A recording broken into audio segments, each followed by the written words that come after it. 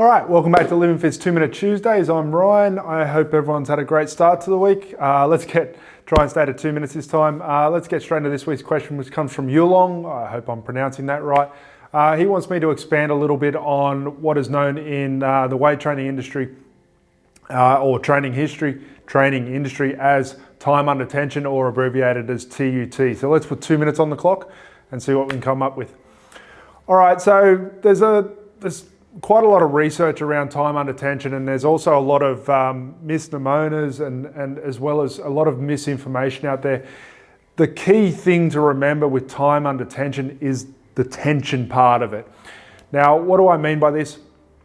All right, so tension in terms of muscle activation, in other words, getting full muscle activation, happens around about 85 or if not even higher, 90% of 1 RM max, which means you have to be around that probably 8 reps and less of your max to get that true activation, to create true tension through a muscle.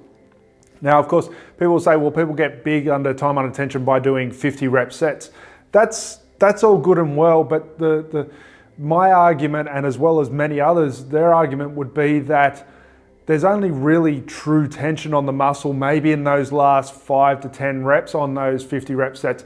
Now, what the research is showing us is on those high rep sets, in order to get that hypertrophy effect or that sarcoplasmic hypertrophy, is from taking that high rep set to failure. So it has to go to failure. There's no point just doing like 50 breathing squats when you can, no dramas, pumping them out and you get to 50 and you still got more in the tank. It has to go to failure in order to get that time under tension, to get that hypertrophy effect. So time under tension, what it really comes down to, of course, is that tension. Where is that tension? This is why you can get Olympic lifters who have still very muscular bodies, even though they very rarely will do any sort of rep ranges over 5.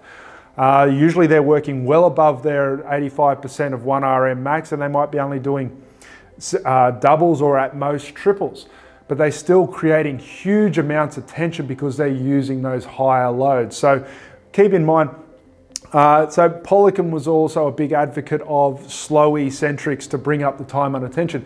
But what a lot of people forget is, if you still look at the programming of what Poliquin was trying to explain with those time under tension parameters, the reps are still quite low, and they're still usually at a percentage of 85% of 1 RM. So you are creating that tension on the muscle by using a load that's heavy enough to create as much tension as possible, using as much motor activation as possible.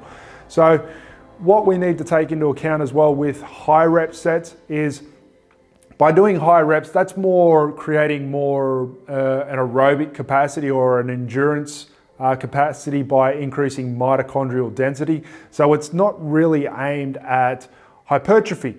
So once again, when we come back to that, the whole choice of exercise is more important. The whole goal of what you're trying to achieve is more important, and then you build time under tension into a program.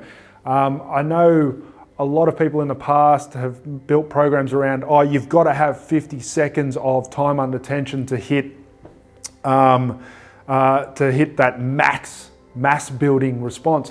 And that's not true. At the end of the day, if you're using loads of 85% or above, you're creating as much tension through the muscle as you need to get that full recruitment of a muscle fiber. Thus, you'll create enough tension to be able to give you the myofibril response that you're after, or the sarcoplasmic, or a combination of both. In other words, muscle hypertrophy.